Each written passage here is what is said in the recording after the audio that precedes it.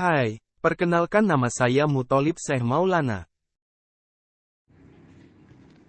Hai, perkenalkan, nama saya Muhammad Faisal. Kelompok 7. Kami akan membahas tentang manajemen keuangan. A. Pengertian manajemen keuangan. Dalam usaha, manajemen keuangan pada intinya adalah praktik pembuatan rencana bisnis untuk kemudian dipastikan pelaksanaannya untuk setiap departemen. Dengan manajemen keuangan yang baik, perusahaan dimungkinkan memperoleh data untuk membuat visi, mengambil keputusan investasi dan memiliki wawasan untuk mendanai investasi, mengontrol likuiditas, profitabilitas, kas, dan sebagainya. Manajemen keuangan dalam sistemnya menggabungkan beberapa fungsi keuangan, termasuk akuntansi, manajemen aset tetap, pendapatan, dan proses pembayaran. Jika komponen-komponen ini berhasil diintegrasikan, perusahaan dapat mencapai visibilitas keuangan dalam memfasilitasi kegiatan sehari-hari. B. Perbedaan taktis dan strategis.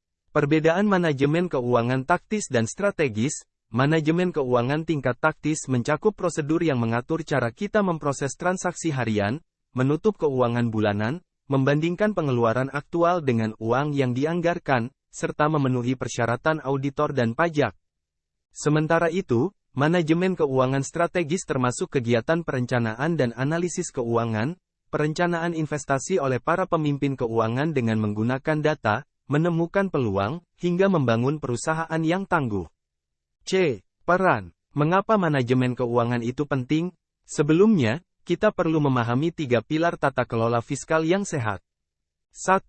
Menyusun strategi, atau mengidentifikasi hal-hal yang diperlukan perusahaan secara finansial untuk mencapai tujuannya, baik jangka pendek maupun panjang. Misalnya, seorang pemimpin perusahaan memerlukan wawasan terkait kinerja saat ini untuk perencanaan masa depan.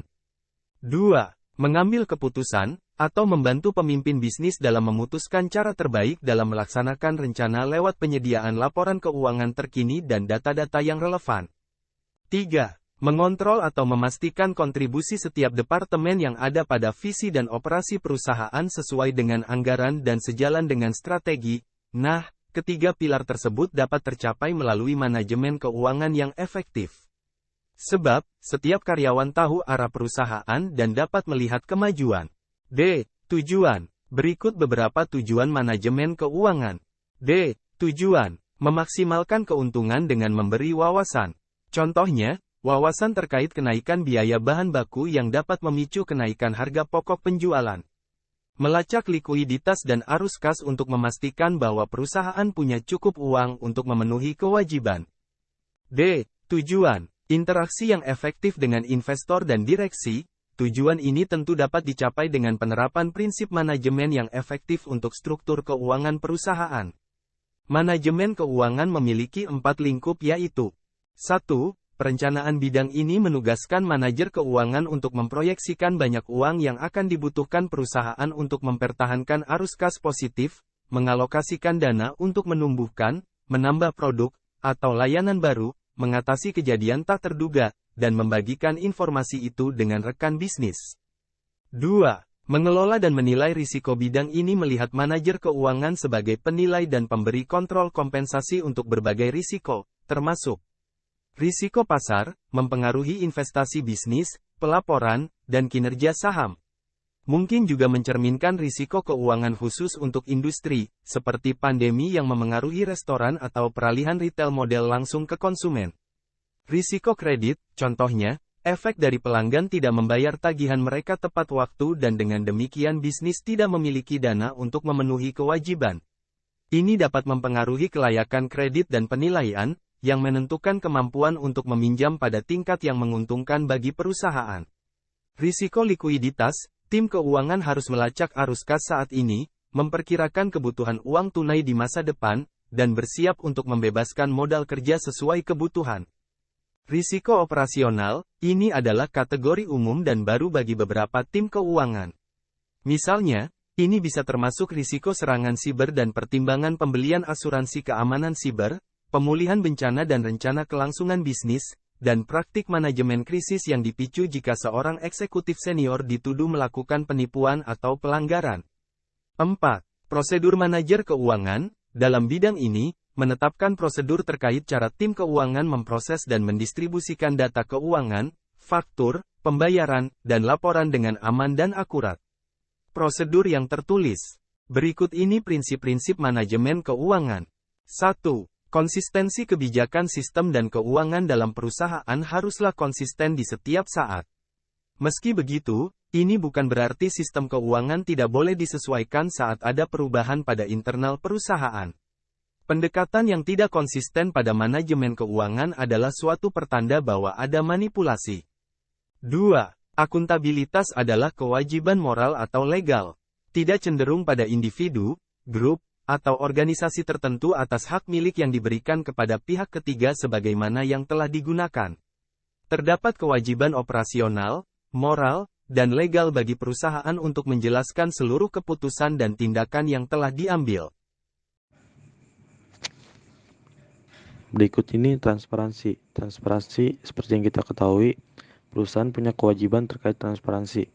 Perusahaan harus terbuka dalam menyediakan informasi terkait aktivitasnya. Hal ini juga termasuk menyediakan laporan keuangan yang akurat dan dapat diakses dengan mudah bagi stakeholdernya, serta menampilkan keuntungan. Jika perusahaan tidak transparan, artinya ada sesuatu disembunyikan, termasuk terkait keuangannya. Terus ada kelangsungan hidup seorang manajer keuangan. Wajib dapat merencanakan keuangan yang ditugaskan padanya agar perusahaan dapat terus berjalan, alias hidup. Manajemen keuangan yang baik pun akan memiliki strategi keuangan yang tepat untuk perusahaan.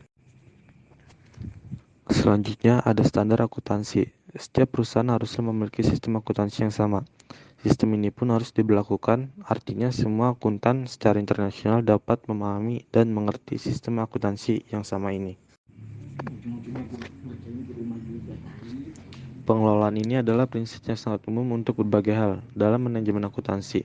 Pengelolaan keuangan juga harus dilakukan perusahaan dengan tepat dan ampuh. Selanjutnya ada integritas catatan dan laporan terkait keuangan. Perusahaan juga harus dijaga dengan baik. Dengan kata lain, catatan-catatan ini harus dibuat dengan dapat dipahami, lengkap, dan akurat. Fungsi manajemen keuangan. Manajemen keuangan sangat berfungsi penting untuk pengadaan dana, alokasi sumber daya keuangan, dan pemanfaatan dana. Berikut fungsinya. 1. Mengontrol dan membuat keputusan. Manajer keuangan memikul tanggung jawab utama untuk membuat keputusan dan mengendalikan keuangan melalui berbagai teknik. Mereka bersiap menghadapi potensi ancaman. Yang kedua, merencanakan keuangan. Pengambilan keputusan juga mencakup perencanaan kegiatan dan sumber daya keuangan. Manajer dapat menggunakan informasi yang tersedia untuk mengukur prioritas dan kebutuhan usaha. Mereka juga menganalisis situasi ekonomi secara keseluruhan untuk merencanakan anggaran dan membuat keputusan yang sesuai.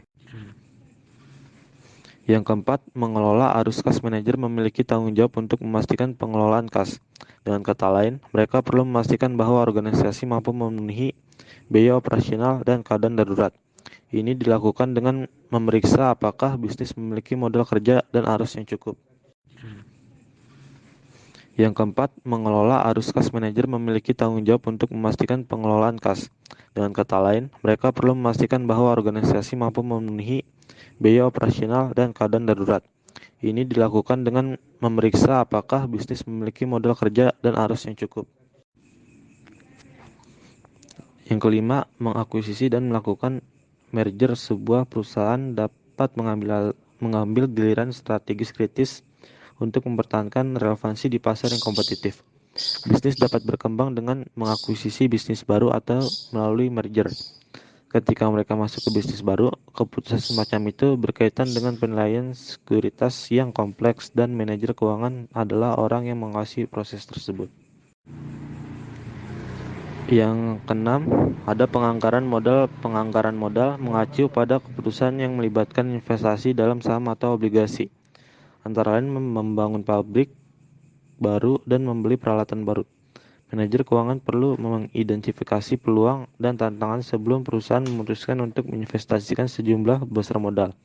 Secara singkat, manajemen keuangan berfungsi membantu bisnis dalam memaksimalkan kekayaan mereka. Meski begitu, ini merupakan proses berkelanjutan yang saling terkait. Manajemen keuangan pun haruslah cepat dan efisien. Selanjutnya, ada kesimpulan. Kesimpulan manajemen sangat diperlukan terutama dalam sebuah organisasi atau perusahaan. Dengan adanya manajemen yang baik, maka kegiatan perencanaan, pelaksanaan, sampai pada penghasilan suatu tujuan ataupun barang akan dicapai dengan baik dan maksimal. Dan dengan adanya manajemen, maka perusahaan akan dapat mencapai tujuan yang diinginkan dengan langkah yang tepat. Manajemen keuangan adalah suatu kegiatan perencanaan, penganggaran, pemeriksaan, pengelolaan, pengendalian, pencarian, dan penyimpanan dana yang dimiliki oleh organisasi atau perusahaan untuk memperoleh sumber modal yang semurah-murahnya dan menggunakan seefektif-efektifnya, seproduktif mungkin untuk menghasilkan laba. Dalam praktiknya, manajemen keuangan adalah tindakan yang diambil dalam rangka menjaga kesehatan keuangan organisasi.